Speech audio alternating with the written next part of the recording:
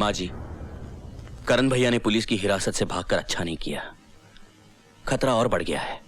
हाँ, खतरा तो बढ़ गया है, क्योंकि रवि वर्मा करण के पिताजी का केस फिर से खुलवा रहा है ताकि उन्हें झूठे कलंक से मुक्ति मिल जाए। अगर ऐसे में कहीं करण नहीं, अगर करण का सामना रवि से हो गया तो वो उसे जिंदा नहीं छोड़ेगा।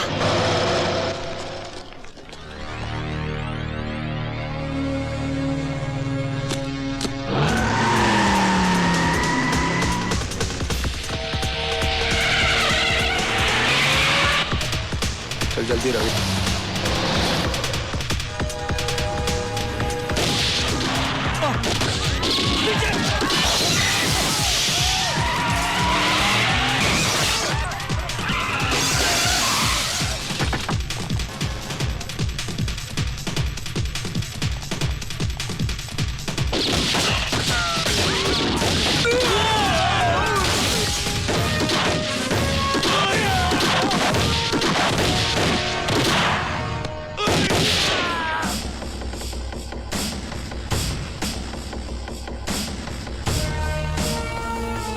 मैंने कहा था ना वकील, मैं तुझे जिंदा नहीं छोड़ूंगा। मैं करण, मार डालो मुझे मारकर तुम अपनी पिता की मौत का बदला तो जरूर ले लोगे, लेकिन मेरी वजह से जो दाग उनके चरित्र पर लगा है वो तो वहीं मिटेगा, उसी अदालत में जहां वो लगा था। क्या तुम मुझे चंद घंटों की मोहलत नहीं दे सकते कि मैं वहां जाकर उन्हें बेगुनाह साबित कर दूं? उसके बाद तुम जो सजा मुझे देना चाहोगे ना, मैं उसे हंस के कबूल कर लूंगा। हाँ करण, रवि ठीक कह रहा है। ये अदालत में उन्हीं लोगों का भांडा फोड़ने जा रहा है जो तुम्हारे पिता की मौत के भी जिम्मेदार हैं, और वो लोग इसे अदालत तक पहुंचने नहीं दे रहे।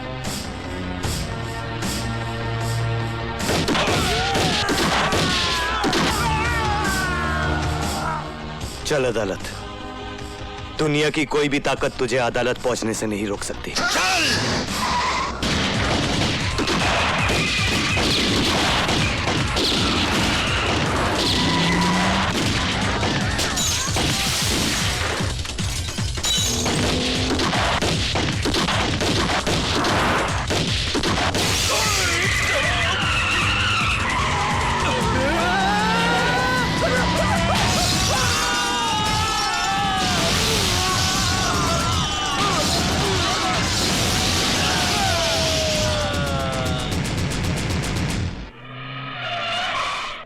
बस बस बस, रुक जाओ रवि बाबू, रुक जाओ।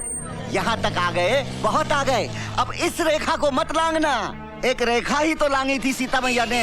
आधी रामायण दुखों में गुजर गई। तुम्हारी तो वैसे ही कष्टों में कट रही है, काहे को और दुखों को न्योता देते हो? हाँ लाओ, मुझे दे दो, लाओ। बात रामायण की करते हो और इतना भी नहीं जानते कि जब रावण को जलाया जाता है तो उसके साथ साथ कुंभकर्ण और मेघनाथ भी जलकर खाक हो जाते हैं। पता था मुझे, पहले से ही पता था कि अच्छी तरह से समझाने पर भी नहीं ना समझेंगे आप, इसलिए दूसरा बंदोबस्त भी किया हुआ है। हेलो, लीजिए सुनिए, अपनी पूजा बिटिया की प्यारी प्यारी आवाज सुनिए, सुनो। हेलो बेटा। छोड़ बच्ची को, कभी नहीं, अगर बच्ची को कुछ हो गया तो छोड़ूंगी नहीं मैं तेरे को। पूजा, शाबाश। पूजा रोती नहीं। अब यूँ समझ लो कि अदालत में जाके आपने बैग खोला नहीं, कि आपकी पूजा बिटिया आई है।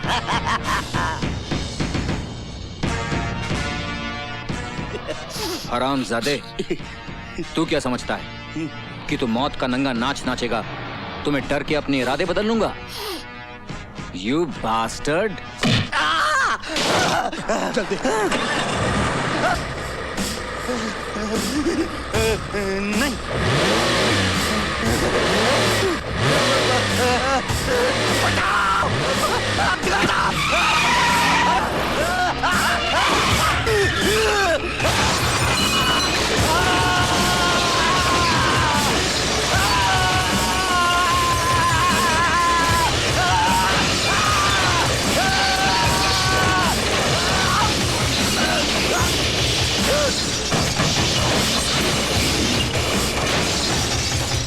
मुझे कुछ समझ में नहीं आ रहा मिलॉर्ड, कि आज कमिश्नर सत्यप्रकाश को चरित्रवान साबित करके मिस्टर रवि वर्मा क्या हासिल करना चाहते हैं?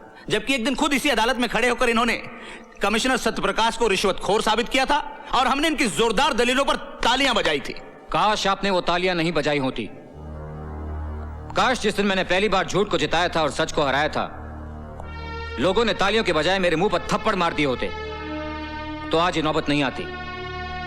और अब तो ये आम बात है मिलॉर्ड कि झूठ बोलने वाले को ताली मिलती है और सच बोलने वाले को थप्पड़। और उस दिन यही हुआ था मिलॉर्ड। उस दिन मेरी झूठी दलीलों को सुनकर लोगों ने वाह वाह की थी और उस संत जैसे आदमी पर पत्थर मारे। और वो उधर जो मेरी मां बैठी हुई ना जज साहब, उसने मुझसे कहा था कि उस देवता को पत्थर मारने वाले हाथ लोगों के नहीं थे, मेरे थे। और उसने बिल्कुल ठीक कहा था जज साहब, ठीक उसी तरह जैसे सत्यप्रकाश जी का कत्ल फांसी के फंदे से नहीं हुआ था। उस कत्ल के असली मुजरिम वो थे जिन्होंने फंदे बनाने वाले हाथों को खरीदकर उनका खून करने के लिए भेज दिया। भाषण बहुत हो गया मिस्टर रवि वर्मा। अगर आपके पास कोई नाम है और उसके खिलाफ कोई सबूत है तो पेश कीजिए, वरना खामखा अदालत का वक्त बर्बाद मत कीजिए। हाँ है, मेरे पास हर वो सबूत है। लीजिए उनके सारे काले कारनामों का कच्चा चिट्ठा मैं आज अदालत के सामने पेश करता हूं।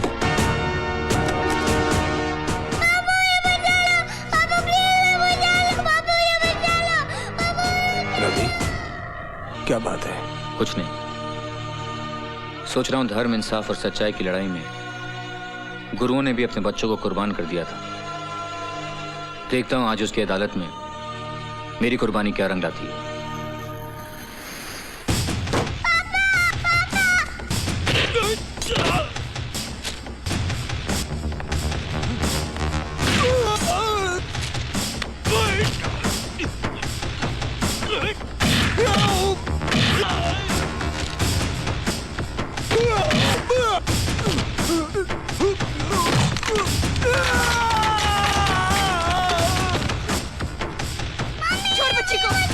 बहुत बुरा होगा तेरा। छोड़ बच्ची को, कभी नहीं। छोड़ दे, चिको छोड़। बुरा।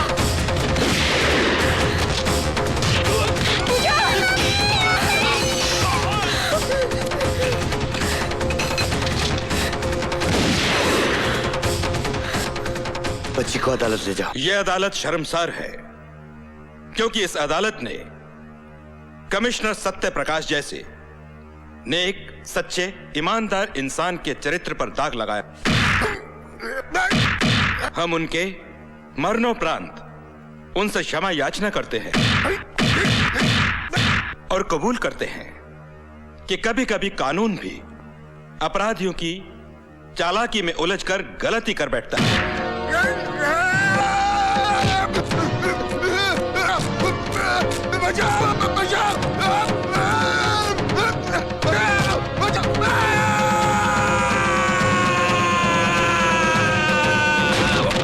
अदालत यह हुक्म जारी करती है कि कमिश्नर सत्य प्रकाश के खून के इल्जाम में तेजेश्वर सिंघाल को फौरन हिरासत में लिया जाए और इन पर बाकी मामलों के मुकदमे चलाए जाएं। रवि, पूछा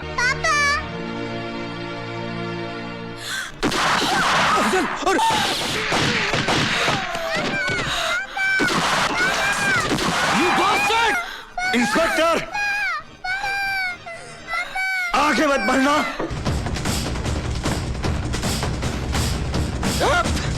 आगे सट जाओ। जाओ। हट जाओ।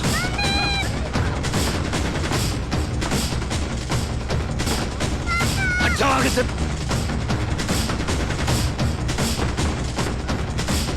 हट जाओ।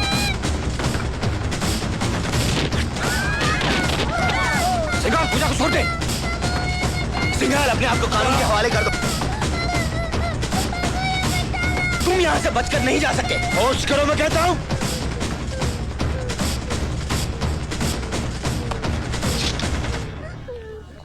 हट जा, हट जा, हट जा, लड़की को गोली मार दूंगा। हट जा।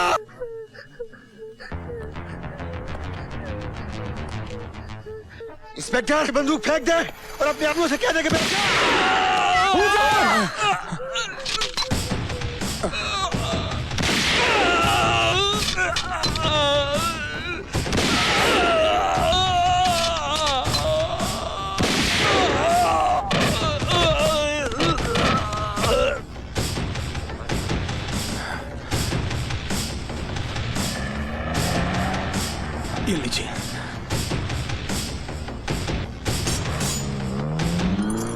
चलिए करण भैया। मेरा हिसाब फिर भी तुझ पर बाकी है वकील। हाँ मुझे याद है, लेकिन इसके लिए तुम्हें जेल से छूट के आना पड़ेगा।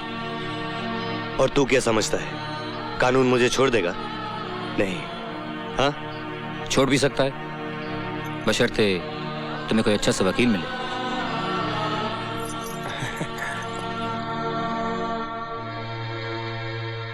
तू लड़ेगा मेरा केस?